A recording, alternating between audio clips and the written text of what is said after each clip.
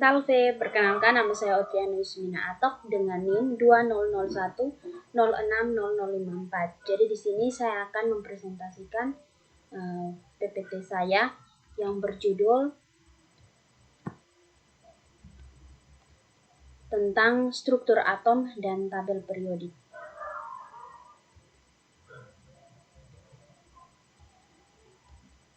Langsung ke materinya. Jadi materi yang akan dibahas pada presentasi ini adalah yang pertama, bilangan kuantum dan bentuk orbital. Yang kedua, hubungan konfigurasi elektron dengan letak unsur dalam tabel. Dan yang ketiga, tabel periodik dan sifat keperiodikan unsur. Yang pertama itu bilangan kuantum dan bentuk orbital.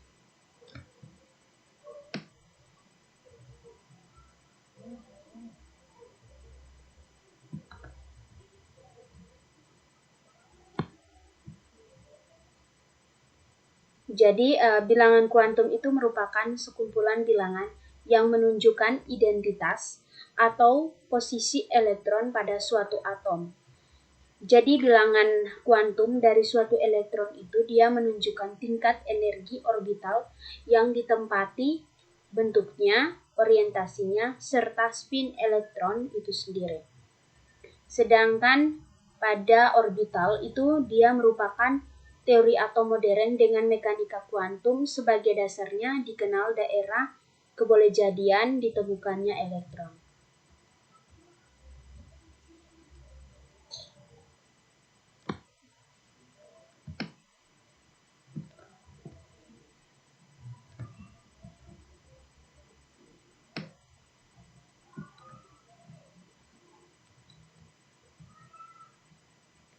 Selanjutnya, di sini ada jenis bilangan kuantum. Jadi, bilangan kuantum itu yang pertama, yaitu bilangan kuantum utama yang dilambangkan dengan huruf N. Dari bilangan kuantum ini, dia menunjukkan nomor kulit atom yang ditempati oleh elektron. Jadi, bilangan kuantum utama itu, dia selalu dalam bentuk bilangan bulat, di mana semakin besar nilai N, maka semakin jauh jarak antara elektron tersebut dengan inti atom. Yang kedua itu bilangan kuantum asimut yang dilambangkan dengan huruf L, di mana bilangan kuantum ini menunjukkan jenis subkulit elektron tersebut berada. Jadi, bilangan kuantum ini dia memiliki rentang 0 hingga negatif 1, di mana N itu merupakan bilangan kuantum utama. Jadi, jika N itu sama dengan 2, maka nilai asimutnya itu berkisar hingga 1 dan 2. Yang ketiga itu bilangan kuantum magnetik yang dilambangkan dengan M. Jadi, pada bilangan kuantum magnetik ini dia menunjukkan jumlah orbital dalam subkulit serta menunjukkan orientasi orbital yang ditempati oleh elektron relatif terhadap inti. Nilai bilangan kuantum magnetik berkisar antara M negatif 1 hingga positif 1. Jadi, contohnya itu jika nilai asimutnya itu sama dengan 2, maka nilai magnetiknya itu sama dengan negatif 2, negatif 1, 0, positif 1, dan juga positif 2. Dari nilai tersebut juga dapat diketahui subkulit D asimutnya itu sama dengan 2 dan memiliki 5 orbital di dalamnya. Yang keempat, bilangan kuantum spin. Bilangan kuantum spin atau bilangan kuantum terakhir ini menunjukkan orientasi dari elektron dalam orbitnya.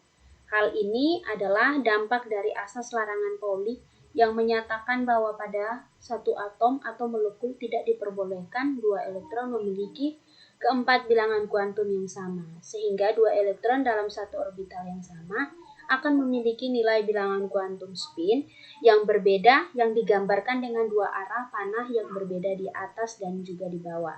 Jadi jika nilai bilangan kuantum spin itu dia bernilai positif, maka arah panahnya ke atas, dan jika dia negatif, arah panahnya ke bawah.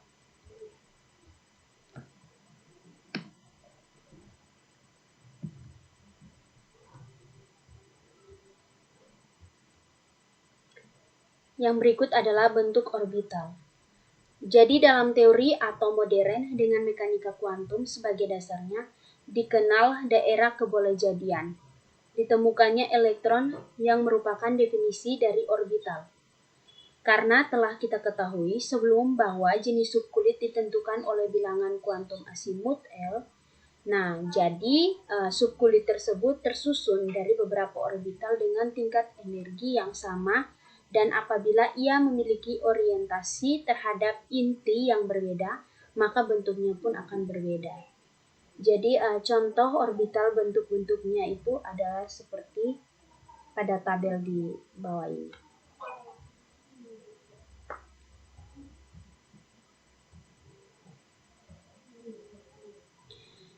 Yang bagian materi yang kedua yaitu hubungan konfigurasi elektron dengan letak unsur dalam tabel.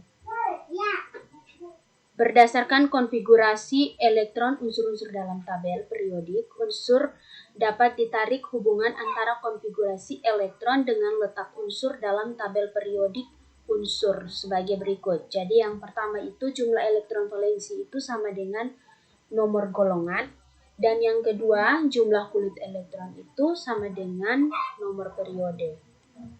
Jadi di sini pengecualian terjadi pada unsur helium. Karena dia memiliki elektron valensi sebesar 2, namun unsur helium ini terletak pada golongan gas mulia 8A, bukan pada golongan alkali tanah 2A. Jadi contohnya itu hubungan konfigurasi elektron dengan letak unsur dalam tabel periodik untuk golongan 1A periode 1 sampai 7.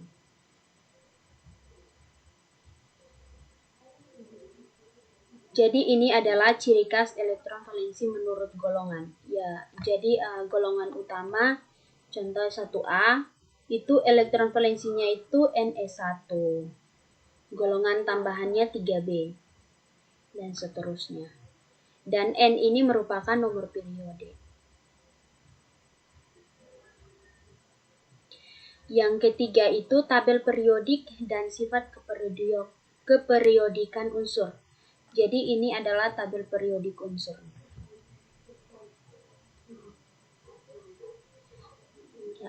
Sifat keperiodikan unsur. Jadi sifat keperiodikan unsur ini merupakan sifat unsur yang berhubungan dengan letak unsur dalam tabel periodik atau periode dan golongan. Dari sifat periodik unsur yang dibahas itu meliputi jari-jari atom, energi ionisasi, keelektronegatifan, afinitas elektron, sifat logam, dan titik lele serta titik didih. Jadi sifat keperiodikan unsur itu adalah sifat-sifat yang berubah secara beraturan sesuai dengan kenaikan nomor atom unsur. Yang pertama itu jari-jari atom. Jadi di sini jari-jari atom itu merupakan jarak dari inti atom sampai kulit terluar.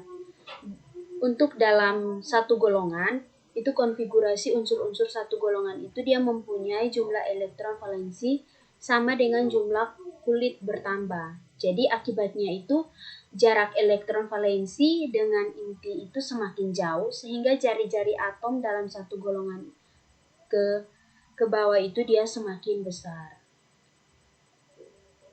Ini ya. Jadi jari-jari atom itu dia bertambah besar jika dari atas ke bawah. Jika dalam satu periode maka dia makin kecil dari kiri ke kanan. Yang berikut adalah energi ionisasi. Jadi energi ionisasi ini merupakan energi yang diperlukan untuk melepaskan elektron dari suatu atom netral dalam wujud gas. Ya, jadi energi yang diperlukan itu dia untuk melepaskan elektron itu kedua disebut dengan energi ionisasi kedua dan seterusnya.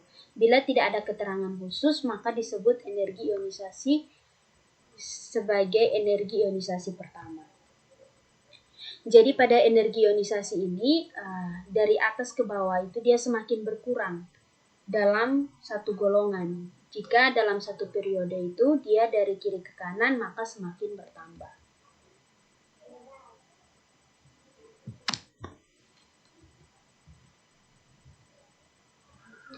Yang berikut afinitas elektron.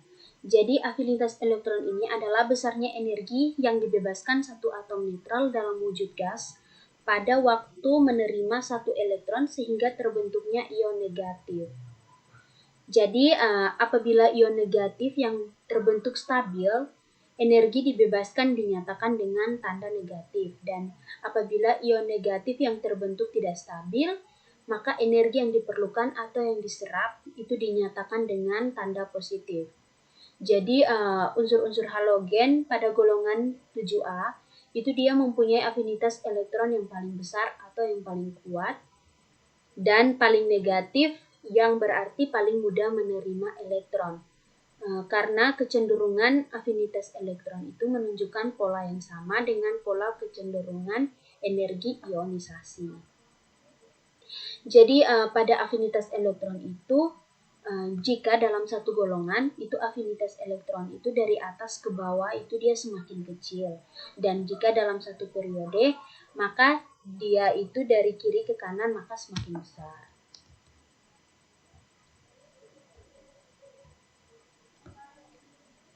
Yang berikut itu adalah keelektronegatifan. Jadi keelektronegatifan ini merupakan suatu bilangan yang menyatakan kecenderungan unsur menarik elektron dalam suatu molekul senyawa. Jadi energi ionisasi dan afinitas elektron itu dia berkaitan besarnya daya tarik elektron.